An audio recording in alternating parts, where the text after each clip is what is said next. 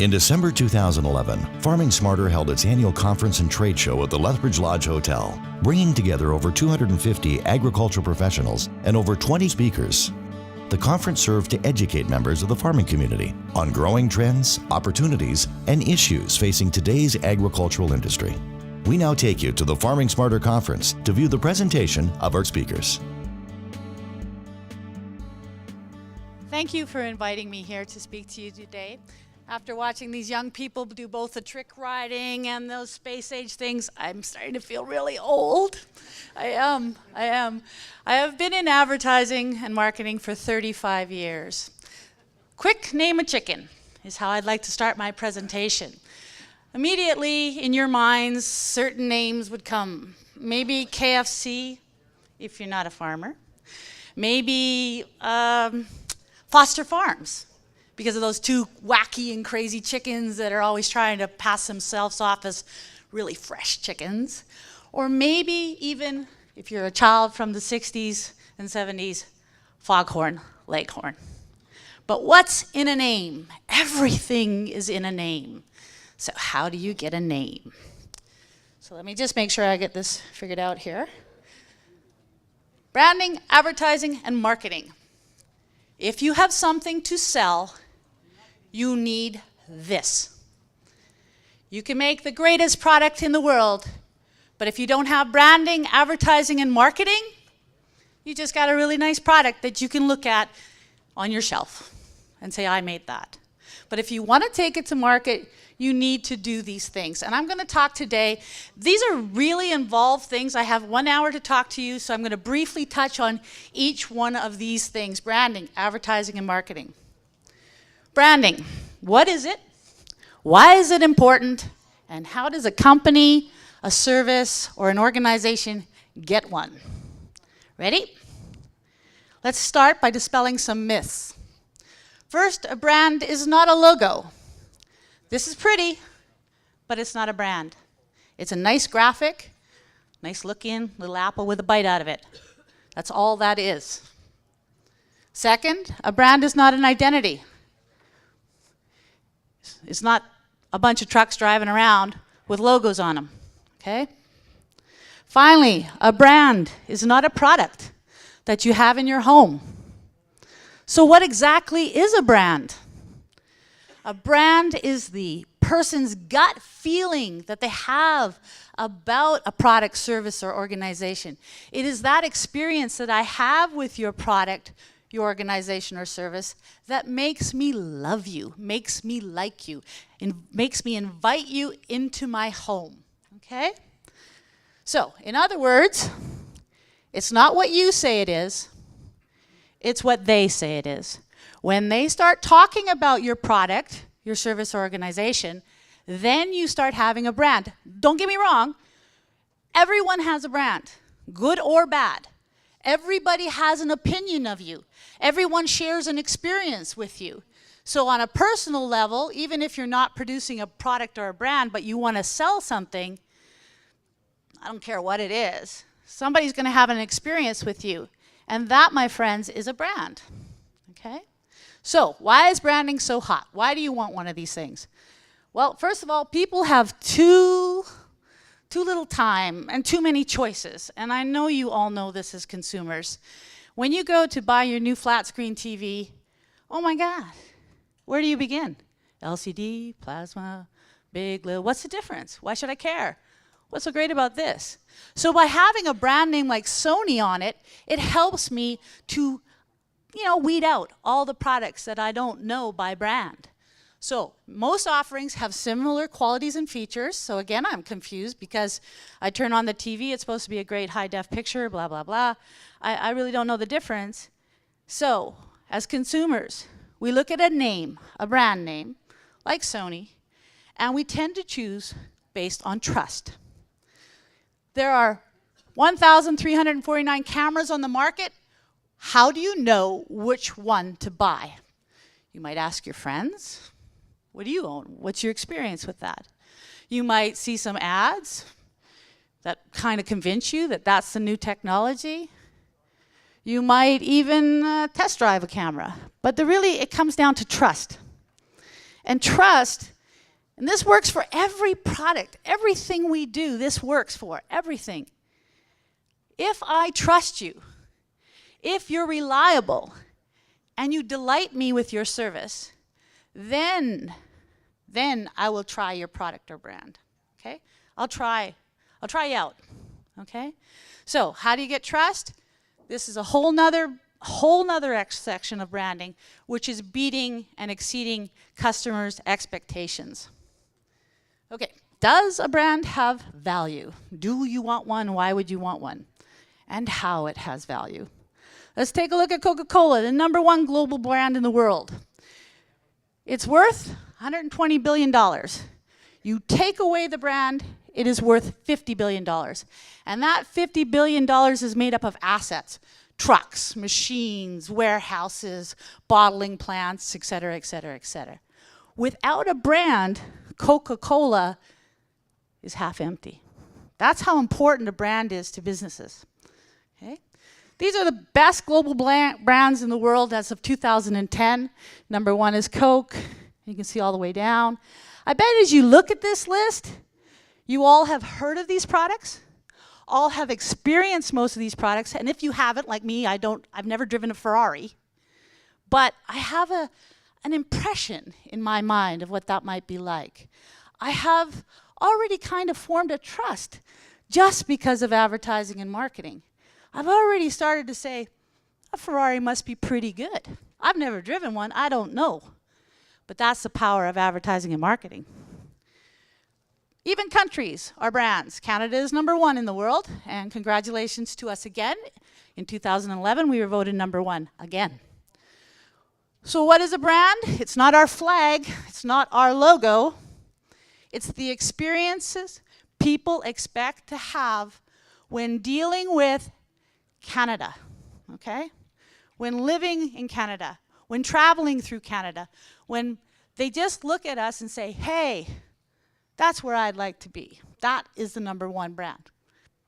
Okay, so a genuine brand, which is what we're talking about today, is a product or service or organization for which people believe there is no substitute for. I know you know these people. Maybe they're a Ford guy. There's no way he's going to drive a Chev, right? He's a Ford guy, right? That's because he believes that Ford is a genuine brand. There is nothing like a Ford out there, right? Maybe it's a Rolex watch. Maybe you're the Apple PC debate. Maybe you're an Apple guy. Maybe you're a PC guy. But each of those are genuine brands. So when we look at our list, this quick quiz, we're familiar with all of these names. But not all of these are genuine brands.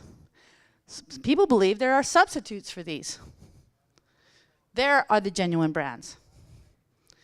Apple. Some people believe there's nobody like Apple. Disney. There's nobody like Disney. People try, but there's nobody. Google. There's nobody like Google. Google's the one. Okay? Why? A genuine brand has real equity. It increases the real sales and profits. It maximizes the perception of differentiation and value of products and services in the market. It removes barriers for successfully converting new sales. And it increases the perceived value of products or services, occupies a position of privilege. Okay, this is all nice words, but as consumers, you walk into a store every day and you head for the Tide, right? You don't even look at the other detergents because you're a Tide person, right? You belong to the Tide tribe. So right away, the makers of Tide are like, cool, man. Like, I got a position of privilege. Nobody else. I got a competitive advantage because I have a brand, okay? So, I'm going to get a brand. How am I going to get a brand? You have to master the 5 disciplines of brand building. It just doesn't happen just because you hung a logo on a sign, okay? First of all, you have to differentiate, all right? Fact is, our brains act as filters to protect us from too much information. And we're hardwired to only notice what is different. So, if you went to market like that, people would notice you, right? Not that you're going to, but it certainly would work. They would remember who that was. So you have to be different. You can't be the same as everybody else. The 3 most important words in differentiating a brand is focus, focus, focus.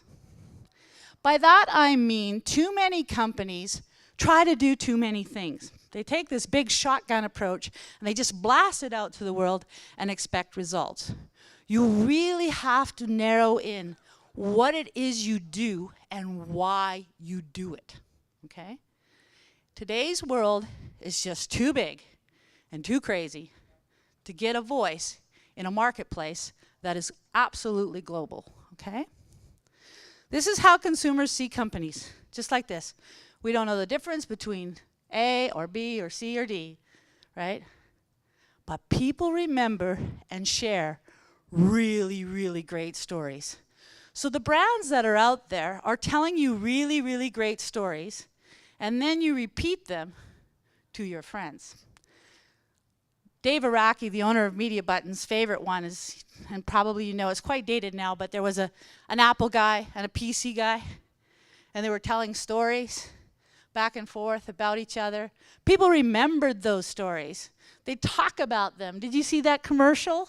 Did you see that goofball? Which tribe are you? The Apple guy, yes. Yeah, right on. PC guys, no, wait. That's not true, right? Here's a guy who has a really great story. John Pemberton. Some of you might know him. He was a Confederate soldier, and he got wounded like so many of those soldiers, and he got addicted to morphine. So what John did, he wanted to get off morphine, so he decided to do some experimenting with coca. And he worked on coca and came up what he called a French coca wine. And he used this as medicinal purposes in the 1800s to sell to southern high-strung women to calm them down, and soldiers who were wounded. Well, what happened to poor Pemberton was the temperance movement came in, and they said, look, you can't do this anymore. You have to have non-alcoholic, because our men are just all doped up, right? So he gets better with this guy named Willis, and they sit down. Willis is a druggist, and they combine a little syrup and a little carbonation, and guess what they invent? Coca-Cola. Okay, so Coca-Cola, took 124 years to build, but they sell 1 million servings a minute globally. Their goal in 2020 to sell us 2 million, to double that, and they can do it. Because what took 124 years to build, today we can do in years. And why can we do that? Because of a little thing called the internet. That's why. Okay? Here's a guy. I like Dan the Tomato Man. Dan the Tomato Man is really a tennis player, but he took some agricultural courses, and he decided he loves to sell tomatoes, grow tomatoes. So Dan says, I'm going to grow some tomatoes. So 10 years ago, he starts with 2,000 plants. Today, he has 30,000 tomato plants, some cucumbers, and I think also basil. Basil is what he sells. So here's a guy, just a guy, who has a passion. He loves tomatoes. He loves to grow really, really tasty tomatoes.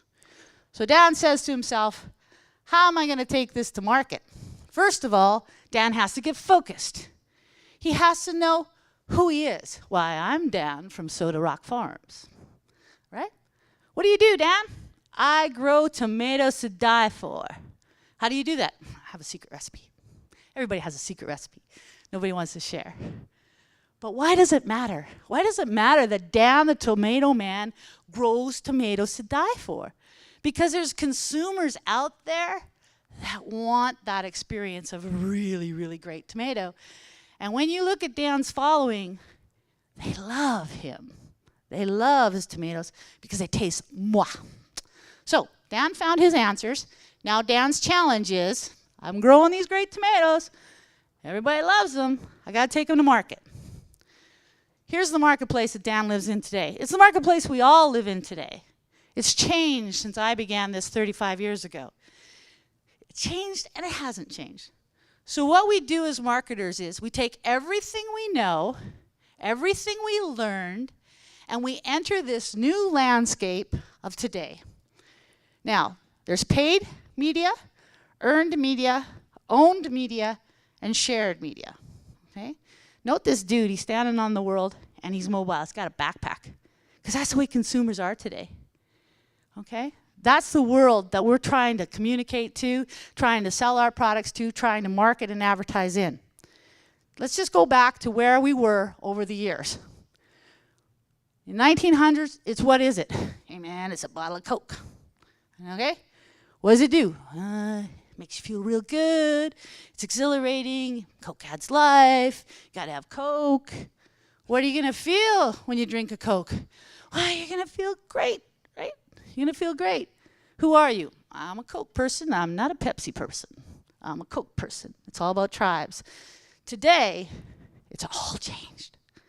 For people in my business, just like your business, I'm sure it's changed a lot. All businesses have. And why it's changed so much is because how we're communicating in this world, how we're taking things to market, how we're delivering our messages is changing in my industry. Today, it's called shared. It's co-created. I create some stuff, the consumer creates stuff, and they put it on the internet. Okay? So, the old days, we had one message. The Marlboro man, he would send it out and he would say, smoke Marlboro. Doesn't work anymore. I don't care. I don't care that you smoke Marlboro. You cannot push, you cannot spend your way to greatness anymore. Okay? Here's the media world we live in today. 1.5 billion TVs out there, 1.5 billion computers out there. 5 billion mobile devices. I read an economist said for every baby born in the world, there are 15 mobile phones sold. It's crazy. It's so crazy, it makes my head spin because I'm of a generation when things move slower, okay? Yeah, I took an ad out. Everybody looked at it, said they liked it or didn't like it, and that was the end of it. Maybe I got a phone call, right? Hey, saw your ad. It's not like that anymore, not even close.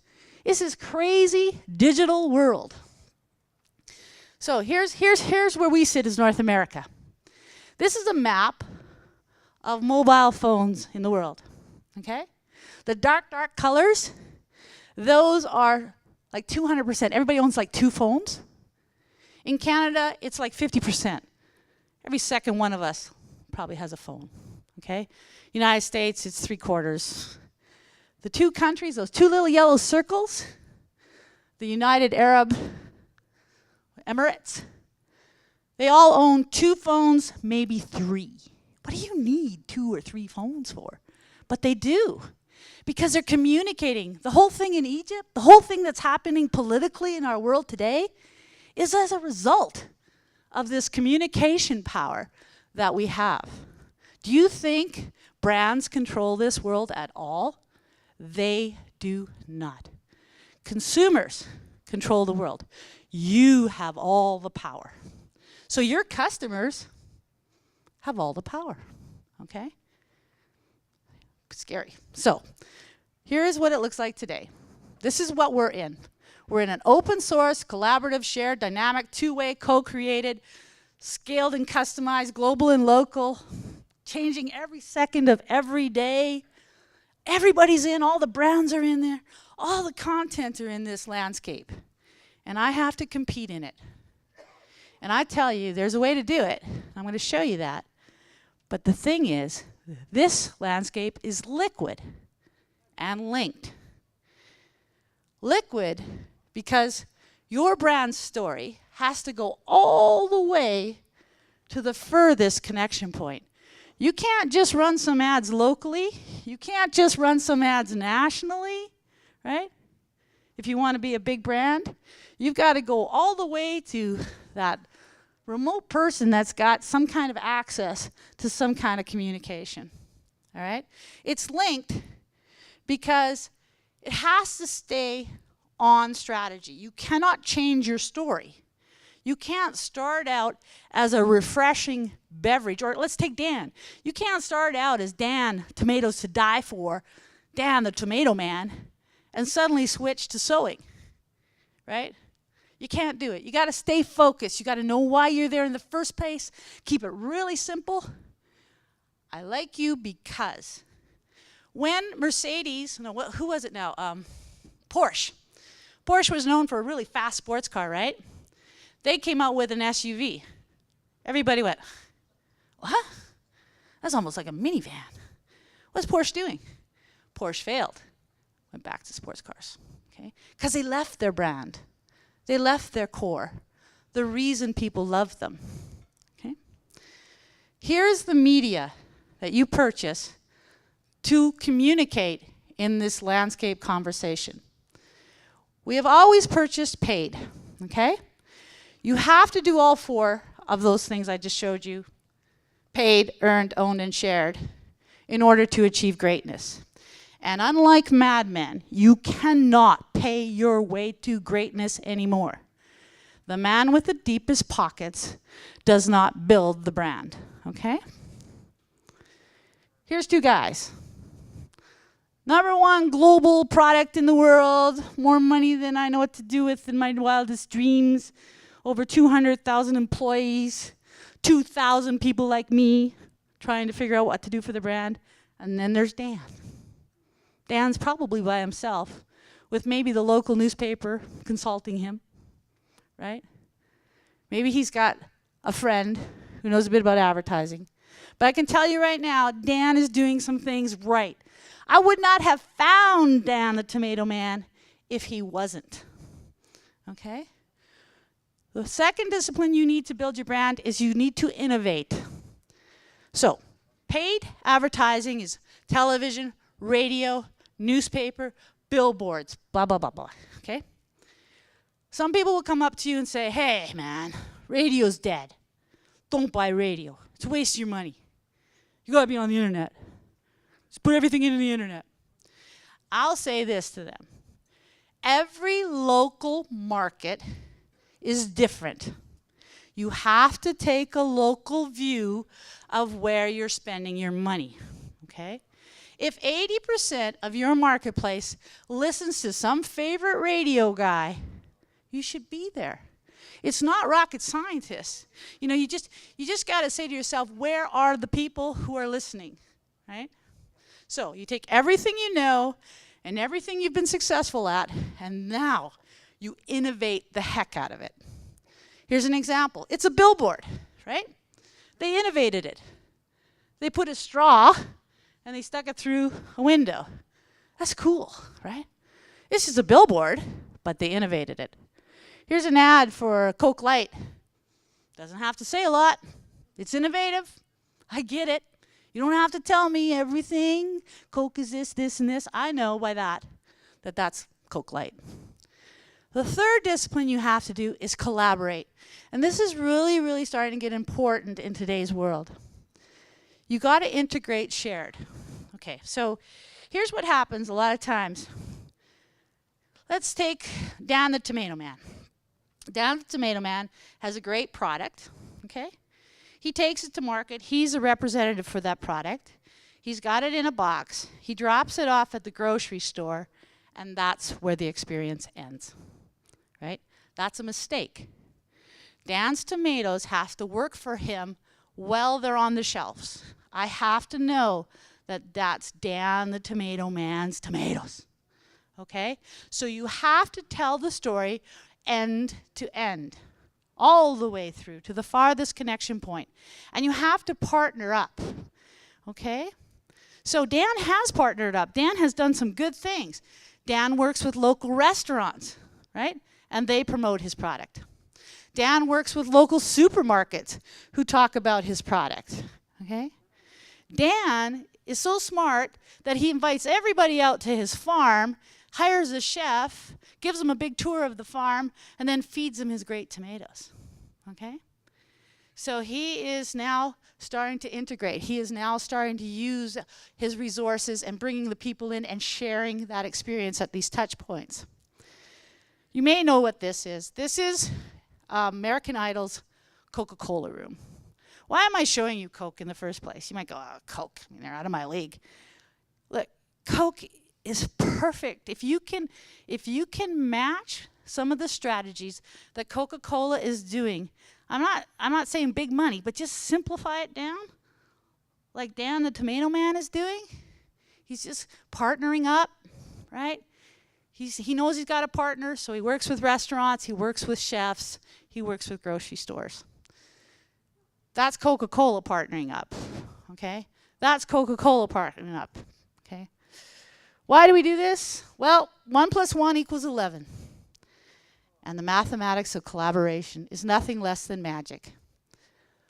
The fourth discipline you need to know is to cultivate.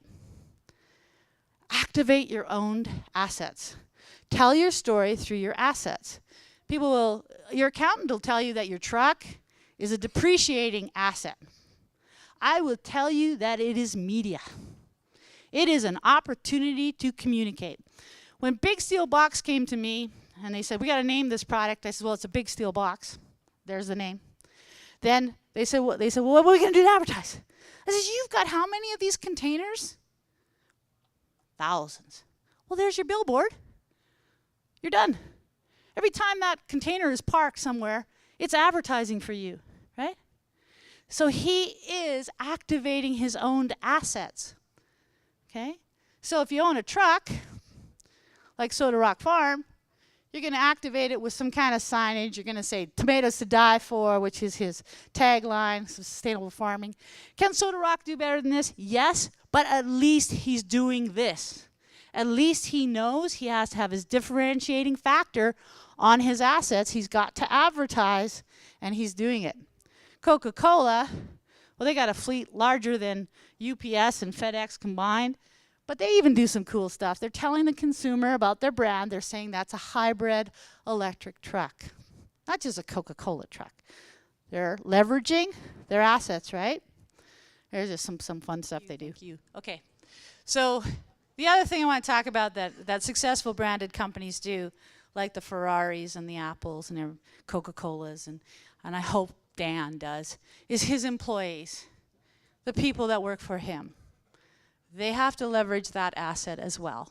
They have to help their employees understand the vision, the dreams, what the company's about, so that they can become ambassadors for the brand. The fifth thing is you have to validate. You have to engage earned. We all experienced earned media. Earned media is free media, okay? It's when someone comes and does a story on you, right? Films you at an event, talks to you about your product, okay? 90% of the content out there is coming at you today. Only 10% of what companies put out there, that's all they put out there is 10%. 90% of it is stuff people are talking about, them, okay? So they tell your story their way. That's a dangerous world for marketers, but that's the world we live in.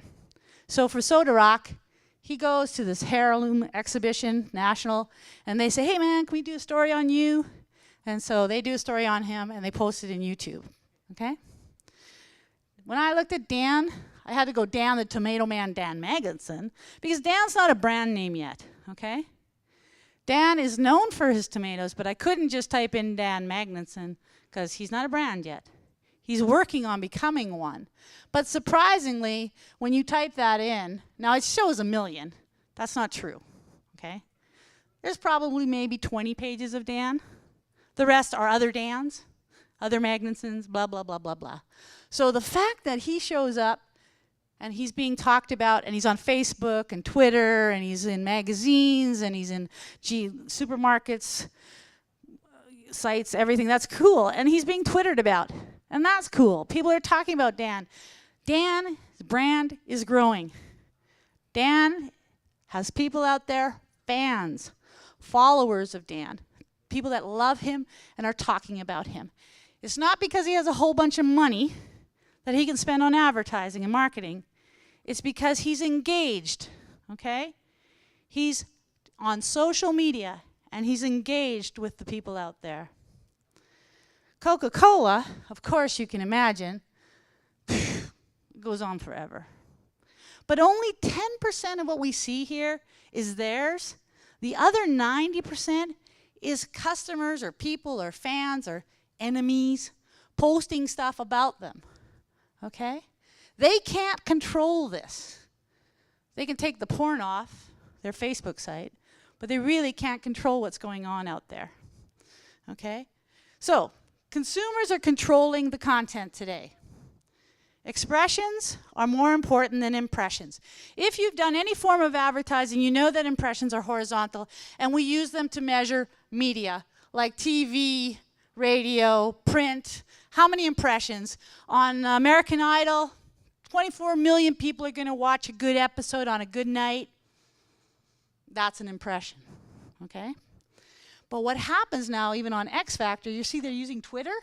They're getting their fans to Twitter in. They're looking for expressions because they can capture and measure expressions. I bet you guys, if you've ever advertised, you know, you go to the guy, run my ad in your newspaper. Well, how do I know it's going to work? How do I know anybody's going to see this? Well, we've got 20,000 impressions. Okay, so advertisers in the past used to throw a coupon in, and if they got some coupons cashed in, or they'd give away socks or something, and that way they could capture and measure. But with today's technology, right, you're engaged, you're getting expressions right away. You know immediately if you're engaging. So let's take YouTube. This is a swag that Coke did, and a swag just means an educated guess, okay? There's 146,000 videos about Coca-Cola out there on YouTube. Phew. Of those, 26,000 were done by Coca-Cola. 120 were done by people. Okay? That's huge. That's huge. They're not controlling this environment, and neither will you. If you enter this world, you will not control what goes on in there. Okay? So why should you even bother? Well, we won't play this one, okay? But I'll tell you what this one is. During the Stanley Cup, Vancouver was playing, of course, and at Vancouver, what Coca-Cola would do, there was a girl, she wore a red shirt. It's like Coca-Cola. On Facebook and Twitter, they ran a campaign that said, if you see her from these clues, you run up to her and you high-five her, we'll give you a ticket to the game. So everybody's like, wow, yeah. So they're looking for the Coke girl, and sure enough, 3 people run up, high-five her, and they're in at one of the games, right? But Coke knows that that's not enough, man. Let's put it on YouTube. Let's tell that story. That's a great story. And that's what I mean. So you have to engage people today. You've got to use this video tool that's out there, little snippets to tell your story. I hope your little brains are thinking, how can I do that? Facebook. You all know of it. You might even have a Facebook page. You don't know what to do with it. You have it. You know that your kids use it. The number one thing downloaded, uploaded, shared is images. Good or bad, that is the number one thing that goes on the internet. Facebook, Coca-Cola is the 3rd largest fan-based site. They have 36 million fans and growing daily. Okay? That's how many people go to this thing and say they like Coke and post and talk about it. That's outrageous. I have better things to do in my life, right? Why would I do that? Because they're fans. They love Coke, right? The number 1 site, Red Bull. I don't know. That's the way it is. So what they do, they don't just post that they have a Facebook site. They use the Facebook site for coupons and contests and videos, et cetera, et cetera, et cetera. So they use it as part of their marketing. So 36 million fans on Facebook, that's nice for Coca-Cola. They go, that's cool, that's nice. But what are they really interested in? The 585 million people that they know, right? That connection, right? That's what they're after. You can't get that by buying paid advertising. You can't. Unless you're super duper rich. No, you can't. So, for branders, what's more important on Facebook, like or shared? Share is what you're after. You want them to share the good news. You want them to tell your brand story. You want them to say, Dan's tomatoes are to die for. Okay? Hey, you can see Dan, he's going to be at such and such a market. Or you can buy those tomatoes at G&G Marketplace, right? So what's a fan worth? This is a question we at Media Button get asked all the time. So when I go to answer this question, I look to the largest brand in the world who has 36 million fans on their Facebook site. And I say, hey guys, what's a fan worth? After all, you have 2,000 people that can look this up, research this. Even Coca-Cola says, we're not quite sure yet what a fan's worth. We do know this, though, that when we activate our face page with new content, what we do is before we load the content, we see how many Cokes are being sold. Then we activate our page and we see a 7% increase in Coke consumption. So from that alone, they're saying, yes, it's working. They're able to measure that, okay?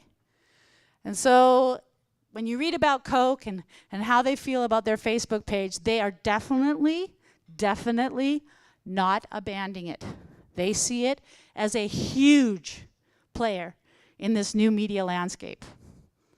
Okay? So, but they always say this, and it's always about content.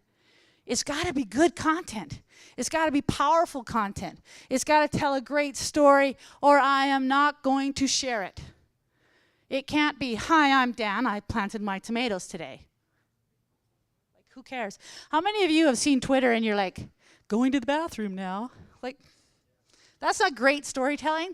That's not great content. But to say, hey man, Coke's giving away free tickets to the Stanley Cup game. I just got to get there and high five this person. That's great content. That's going to get shared. That's going to make people all Twitter about Coke, right? That's going to make them all look for the person in the, hey, you're wearing a Coke shirt. That's pretty cool. Do you like Coke? No? I did not plant him. Okay. But I would think you liked Coke if you're wearing a Coke, not Pepsi or Fanta or something. Okay. Let's talk a little bit about Coca-Cola, because we've been talking about them because they are such a powerful brand and they do so many great things. In 1916, when they came up with this bottle, they had one creative brief for their team.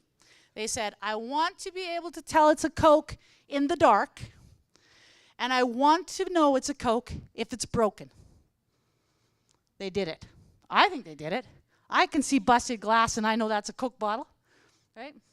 Unfortunately, now I see plastic and know it's a Coke bottle. That's bad, right? That's not good. But they do know it. That's how Coke thinks end to end. It's not, let's just bottle our Coke. It's like, let's make that Coke bottle special. Let's be innovative. How can we make that Coke bottle even better, that packaging even more unique? I don't know, some of the ladies in here my age remember legs. Remember the pantyhose in the shape of an egg? That's deliberate thinking, okay? That's not just, I got an egg, let's put some pantyhose in there. They're thinking it out. They're trying to be innovative. Coca-Cola is also part of our history in that they have created icons. Santa Claus, who's coming very soon, used to be a tall, skinny, Nordic little guy. Coca-Cola made him fat and jolly. He's now the reason we spend so much money. Right? Thank you, Coke. So they also partner up with great events. In your local communities, you can do the exact same thing. You don't have to think on this huge global scale. That's why I like looking at Coke. Well, hey man, they're partnering up with some events. What events should I partner up with, right? What's going to work for me? Where are my local customers at? What event can I go to, make an innovative impact so people are talking about me, okay? Don't just set up a trade show booth, pass out some brochures. I'm not going to talk about you. You got to do something crazy, you know? I don't know what. I'd have to think about it. But you have to do something crazy. Even the Coca-Cola machine, as we know it, even their assets are changing. They're leveraging their assets. They're always thinking, this company, about taking what they know, what they've learned, and then innovating the heck out of it. They have to make a Coke machine, but how can we make this Coke machine dynamic, right? They also are very active in putting little movies, little videos on YouTube, okay? Seeding that whole world of social media. So here you go. This is very important. We do not control all the stories about our brand. Truth is irrelevant today, okay? It doesn't matter. Truth is irrelevant. And that's because it is a co-created world out there. The days when we could say, I don't know, what's one thing? Oh, well, okay. Mac is better than PC, okay? If you just type that in, you're going to have so much content, it'll blow your mind. And it's going to be arguing the PCs against the Macs and the Macs against the PCs. But what's the real truth behind this story? What's the real truth? Yes, in 1977, Bill Gates and Mac worked together. Bill Gates and Steve worked together to create the Macintosh, okay? That's the truth. But they'll argue about it. So what these two companies have to do is be friendly rivals, and they are rivals, but they don't slam each other. You never see the only ad I ever seen was the PC Mac, the two dudes competing against each other. Well, it pissed off a lot of PCers, is what it did, right? Made Macs feel like they're like heaven, like they're the best thing in the world. Great for Mac. But what happened to the PCers? They even worked harder at saying, hey, wait a minute, the iPhone ain't all that. Look at Google's Android, you know, that's way better. So the truth is, if you're out there in the social media world, you are going to get hit. Dan's tomatoes suck. I could grow better tomatoes in my grandma's garden, right? The truth is, Dan has to go to that guy, he has to engage him in that community, and he has to talk to him and win him back to your truth. If marketers don't do that today, then we are not finishing our jobs. We can't let bad content just float around out there. We have to address everything. We have to engage. We have to be part of that community. And we have to respect the social network, okay? We can't go in there as big blowhards. It ain't going to work. You got to share. So when you're in the social network, hold yourself accountable to everything you do. You cannot push your message. You have to tell remarkable stories. You have to do things that are unique and different and new. And you have to honor the community you're in. If you go into the world like that, in social media, which I'm afraid, my friends, if you wish to build a brand bigger than your local community, you have to. Even within your local community, you have to. You have to become part of that world. And that is what you have to do when you're in there. So, if you do, they will invite you into their lives, okay? They'll say, I love Dan the Tomato Man. And before you know it, everybody wants those tomatoes. So, make sure you do these things when you're marketing, living in this world now, which has changed so much. Don't just run an ad. If you're going to run a print ad, put a QR code on it so that I can take my phone, take a picture of that QR code, and it'll take me right to your website or right to wherever you want me to go, whatever video, whatever event, okay? Make it digital, make it dynamic, make it engage me. Don't just run an ad, okay? Activate what you own. If you have a truck, put a push button on it. No, give away surfboards. No, but activate it. Put some signage on it. Tell your story, okay? Make it unique and interesting and innovative. I don't know. I mean, people have done this forever. When I was young in the 70s and I would see a great big Cadillac with Texas Longhorns on it, right? I paid attention and I told everybody about it.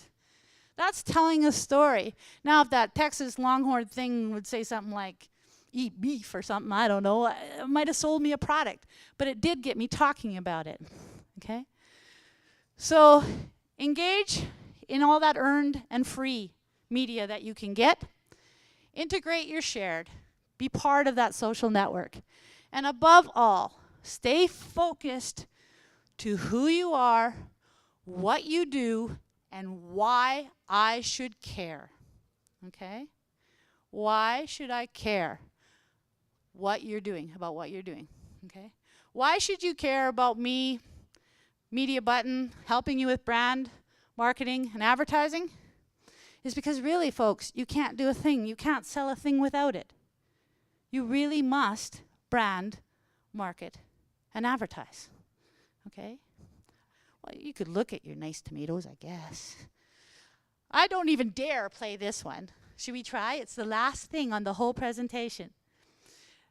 This is a video that's over 1.5 million views. It's from India. I don't speak the language. I don't even know what they're selling. Yet people share this video. I don't even know if it's going to play. Is it going to play? The one is very big. Number 2 is big.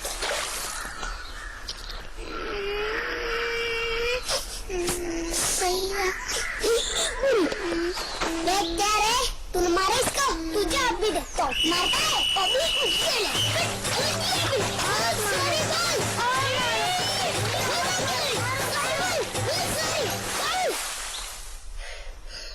Sorry बोल दाग लगने से अगर कुछ अच्छा होता है तो दाग अच्छे है ना सब वापस नहीं करना Tells me at the very end, he says, don't do that again, Puddle. You make my sister slip. But everybody, you see why that's so endearing? I don't know. It just traveled the world. It was a great story. And people wanted to share it, okay? If I was the company that produced that video, I'd be thrilled, right? That people are sharing that story. It is a great expression of that brand, okay? That brand makes me, I would like to know those people, right? That could come up with such a story and tell me such a thing. So, click that down there. Anyway, that pretty much wraps it up as far as I can go with today in the limited time we have. But I would like to invite you all to ask any questions of Dave Araki, who is the owner of Media Button over there. Chris, our video guy, who's helping out here. And sorry, I'm not sure the gentleman's name that's also videoing over there. But if you have any questions, please, ask us. To the best of my knowledge, to the best of my ability, I will try to answer them. Okay? And remember this landscape that we have moved into, that these young people own, is very scary, but very cool. Okay? Thank you very much.